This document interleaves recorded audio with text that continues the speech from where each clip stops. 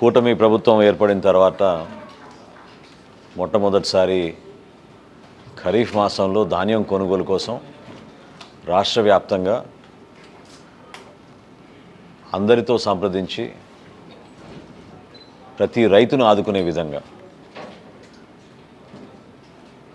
ప్రతి గింజ కష్టపడి పండించిన ఆ పంటని రాష్ట్ర ప్రభుత్వం ఒక ధైర్యం నింపే విధంగా, ఒక భరోసా నింపే విధంగా ధాన్యం కొనుగోలు ప్రక్రియ అక్టోబర్ 1వ తారీఖు నుంచి రాష్ట్ర వ్యాప్తంగా ప్రారంభించబోతున్నాం.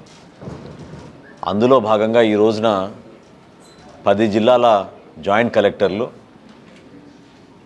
సివిల్ సప్లైస్ కార్పొరేషన్ డిపార్ట్మెంట్ నుంచి ఉన్న డిస్ట్రిక్ట్ సప్లైస్ ఆఫీసర్సు, డిస్ట్రిక్ట్ మేనేజర్లు, మార్కెటింగ్ శాఖ నుంచి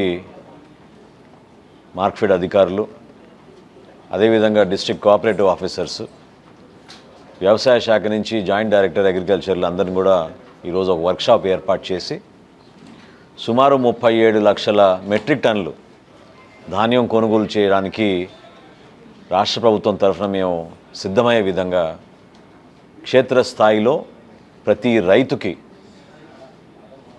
ఒక గౌరవం ఇచ్చే విధంగా ఈ ప్రక్రియని సజావుగా ఎక్కడా ఇబ్బందులు లేకుండా టెక్నాలజీని ఉపయోగించి ఆ భరోసా కల్పించడానికి కోసం చాలా లోతైన ఒక వర్క్షాప్ ఈరోజు అర్థమయ్యే విధంగా ప్రతి ఒక్కరికి కూడా ప్రారంభించాం. ఇటువంటివి రాష్ట్ర వ్యాప్తంగా సుమారు 3 ప్రాంతాల్లో నిర్వహిస్తాం. ఈ 10 జిల్లాల అధికారులతోటి ఈ రోజున ఏ విధంగా రైతు కష్టపడి పండించిన పంటకి ప్రభుత్వం నుంచి మేము చేయాల్సిన కొనుగోలు విషయంలో పారదర్శకంగా, పొరపాటు జరగకుండా, నిజాయితీగా అందరికీ అందించే విధంగా మేము తీసుకోవాల్సిన చర్యలపైన వివరించాం. రైతుతో పాటు రైతు సహాయ కేంద్రాల్లో పనిచేస్తున్న సిబ్బంది, అదేవిధంగా ధాన్యం కొనుగోలు కేంద్రాల గురించి వివరించాం. వీటితో పాటు క్షేత్రస్థాయిలో లారీ యాజమానులు, ట్రాన్స్పోర్ట్ విషయంలో వేల సంఖ్యలో, ఒక్కొక్క జిల్లాలో దాదాపు 8,000 నుంచి 10,000 లారీలు అవసరం ఉంటాయి. వాటిని ఏ విధంగా సిద్ధం చేస్తున్నామో, క్షేత్రస్థాయిలో ఉన్న మిల్లర్స్ వాళ్ళు కూడా ఏ విధంగా దీనికి టెక్నాలజీని ఉపయోగించుకొని జీపీఎస్ పొజిషనింగు, ఆ డేటా వాళ్ళకు వచ్చే విధంగా ఎక్కడ కూడా గన్నీ బ్యాగ్స్ విషయంలో కానివ్వండి, ట్రాన్స్పోర్టేషన్ విషయంలో కానివ్వండి, హమాలీల విషయంలో కానివ్వండి, పొరపాటు లేకుండా అన్ని విధాలుగా సిద్ధమై అంతిమంగా గౌరవ ముఖ్యమంత్రి గారు, గౌరవ ఉప ముఖ్యమంత్రి గారు ఇచ్చిన మాట మేరకు ఎప్పుడైతే రైతు మనకి అక్నాలెడ్జ్మెంట్ ఇచ్చి ధాన్యం మిల్లర్కి అప్పచెప్తారో 48 గంటల లోపే వాళ్ళ బ్యాంక్ ఖాతాల్లో డబ్బులు చెల్లించే విధంగా రాష్ట్ర ప్రభుత్వం సిద్ధమవుతోంది. ఈ కూటమి ప్రభుత్వం మరొకసారి చాలా పారదర్శకంగా, నిజాయితీగా రైతాంగాన్ని కాపాడడానికి కోసం, వ్యవసాయ రంగానికి ఒక భరోసా ఇచ్చే విధంగా పూర్తి స్థాయిలో మేము చర్యలు తీసుకుంటున్నాం. 100 రోజులు నిండిన సందర్భంగా మా పరిపాలనలో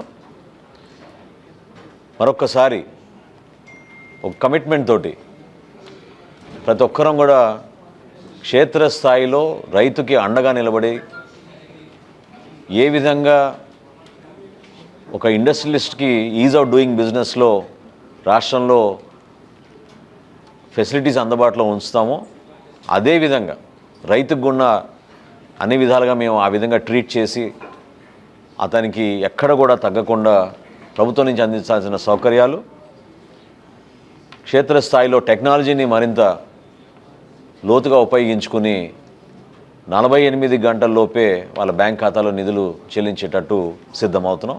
అందుకోసం ఈ రోజున రాష్ట్ర వ్యాప్తంగా మేము నిర్వహించిన ఈ వర్క్షాప్లో 10 జిల్లాల అధికారులందరూ కూడా పార్టిసిపేట్ చేశారు. రాబోయే రోజుల్లో ఖచ్చితంగా 1వ తారీఖు నుంచి చేయబోయే కొనుగోలు ప్రక్రియలో ఎక్కడ కూడా పొరపాటు జరగకుండా రైతుకి మరొకసారి అండగా నిలబడతామని ఈ సందర్భంగా చెప్పుకుంటున్నాం. సార్, మన వర్షాలకు ఏమైనా పంట రంగు మారిన కానీ తడిచిన దానికి గైడ్లైన్స్ ఆల్రెడీ గౌరవ ముఖ్యమంత్రి గారు ప్రకటించారు. ఏదైతే ఎన్యూమరేషన్ జరిగిందో ఆ ఎన్యూమరేషన్ బేసిస్గా ప్రతి ఎకరాన్ని పంట నష్టం జరిగిన చోట రైతుకి ఆదుకునే విధంగా నష్టపరిహారం గురించి చాలా స్పష్టంగా ఆదేశాలు ఇవ్వడం జరిగింది.